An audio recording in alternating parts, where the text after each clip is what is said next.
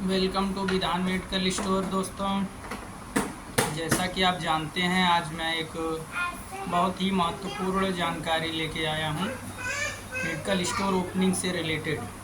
हमारे जो भी साथी दोस्त बी फार्मा डी फार्मा कर रहे हैं या फिर वो मेडिकल स्टोर खोलने के प्लान से पढ़ाई कर रहे हैं, तो उनके लिए ये वीडियो है। दोस्तों, ये जो मेडिकल स्टोर ओपनिंग या मेडिकल स्टोर जो अपना बिजनेस होता है, इस मेडिकल स्टोर कैसे ओपन करें, इससे रिलेटेड मैं पूरी जानकारी दोस्तों आपको देने वाला हूं। मेडिकल स्टोर ओपन करने के लिए आपको बी फार्मा या डी फार्मा करना विल भी कंपलसरी होता है दोस्तों। First inform date. और अगर आपके पास बी फार्मा भी नहीं है, डी फार्मा भी नहीं है, और फिर भी आप मेडिकल स्टोर खोलना चाहते हैं, तो लिमिटेड समय के लिए तो नहीं खोल सकते। हाँ, ये है, आप किसी को हायर कर सकते हैं, B pharma D pharma holder, उसकी डिग्री लगा के, उसका लाइसेंस लगा के आप ओपन कर सकते हैं। और मैं स्टेप बाय स्टेप आपको बताने वाला हूँ कि टर्म कंडीशंस क्या क्या होती हैं, क्या क्या शर्तें होती हैं। सबसे पहले आपको अगर ओपन करना है तो आपको एक बी फार्मा होल्डर चाहिए। अगर आप खुद हैं तो बहुत अच्छा है, नहीं तो आपको प्रोप्राइटर उसमें भी रखना होता है, तो उसमें कुछ प्रोसेस आपका बढ़ जाता है। अगर आप फार्मासिस्ट लगा रहे हैं, अगर आपका खुद का है तो ये बहुत ही बेहतर है।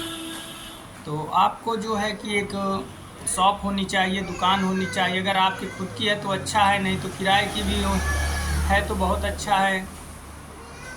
जहाँ पे दुकान है, उस दुकान में जो रूम है, रूम यानी कि कमरे का एक साइज है। साइज जो है कि 150 स्क्वायर फुट से कम ना हो, लंबाई चौड़ाई अप्रॉक्स जो भी हो। और दूसरी चीज़, कमर्शियल बिल होना चाहिए। 2 किलोवाट बिजली का बिल कमर्शियल होना चाहिए। और जहाँ पे दुकान बनी हो उसकी खतौनी होनी चाहिए।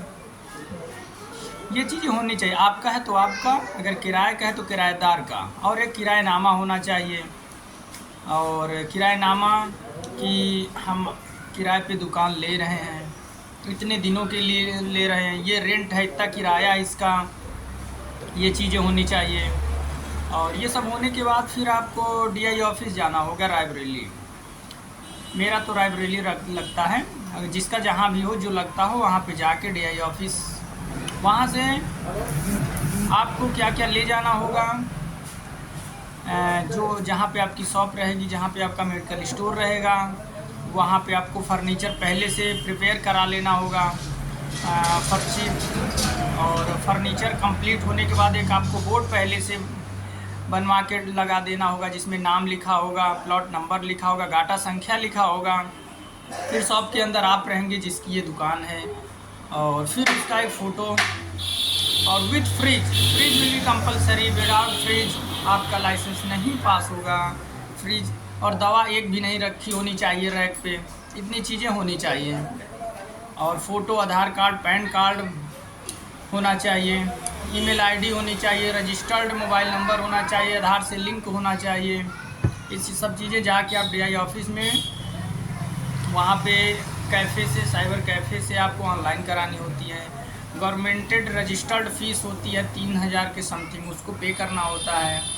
ये सब प्रोसेस होने के बाद आपकी एक फ़ाइल बन जाएगी। फिर इन्वेस्टिगेशन के लिए डीआई आपके क्षेत्र, आपके एरिया, आपके मेडिकल स्टोर पे आएगा, देखेगा, जांच करेगा, इंक्वायरी करेगा, चेक करेगा। और जो रूम है वाइट कलर का होना चाहिए, वाइट लाइटें लगी होनी चाहिए, ना कि कलरफुल होनी चाहिए। और जो एक सिस्टमिक ढंग से सब रूल्स रेगुलेशन होने चाहिए, वो होने चाहिए, फॉलो होने चाहिए। डायरेक्ट सनलाइट ना लगे मेडिसिन पे, इन सब चीज़ों का भी ध्यान रखना होता है। बट बहुत सी क्राइटेरिया है जो कि फॉलो करनी होती है, बहुत कम ही लोग कर पाते हैं, रेयर केस में देखा गया है। और फिर ये सब होने के बाद फिर आपकी फ़ाइल को प्रोसेसिंग के लिए आगे कर दी जाएगी।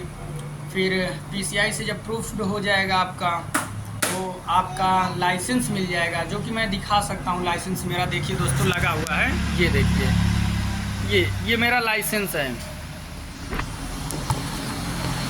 और ये लाइसेंस आपका बन के आएगा। जब लाइसेंस बन के आ जाएगा फिर इस लाइसेंस से आप मेडिसिन परचेस करेंगे, आपको इसी लाइसेंस से मेडिसिन मिलेगी। हाँ, एक चीज़ और अब आ गई है बहुत इम्पॉर्टेंट, जीएसटी भी लेना कंपलसरी हो गया है और एक कंप्यूटर रखना होगा, एक सॉफ्टवेयर रखना होगा दोस्तों। जो भी पर डे की सेलिंग होगी, हर एक आपको एक मेमो होगा जिस पे आपको सब चीज़ें मतलब पर डे कितना सेलिंग है, क्या कैसे है। एक्सपायरी बॉक्स एक होना चाहिए आपके मेडिकल स्टोर में, जो भी आपकी एक्सपायर दवाएं हैं उसमें होनी चाहिए। बहुत से रूल्स रेगुलेशन होते हैं और आप मेडिकल स्टोर में कलरफुल कपड़े पहन के नहीं बैठ सकते हैं। ये सब एक रूल्स रेगुलेशन होते हैं पीसीआई के according, pharmacy council of India जो भी। और इसमें भी बहुत सी ग्रुप की दवाएं होती हैं, बहुत कैटेगरी की दवाएं होती हैं जो आप नहीं रख सकते। उसके लिए अलग से जो है कि आपको लाइसेंस लेना होता है। जैसे शेड्यूल एच हो गया, शेड्यूल नारकोटिक्स कैटेगरी की हो गई, और कुछ ऐसी बहुत सी दवाएं आती हैं। तो ये सब चीज़ों को, इन सब चीज़ों को मेंटेन करने के लिए, रखने के लिए इसमें 2-3 और लाइसेंस की आवश्यकता होती है, जो कि हमारे डीआई सर क्या कहते हैं, वेरीफाई करते हैं, अथॉरिटी देते हैं, परमिशन देते हैं, फिर हम उसको रख सकते हैं और इस हिसाब से हम अपना मेडिकल स्टोर खोल सकते हैं।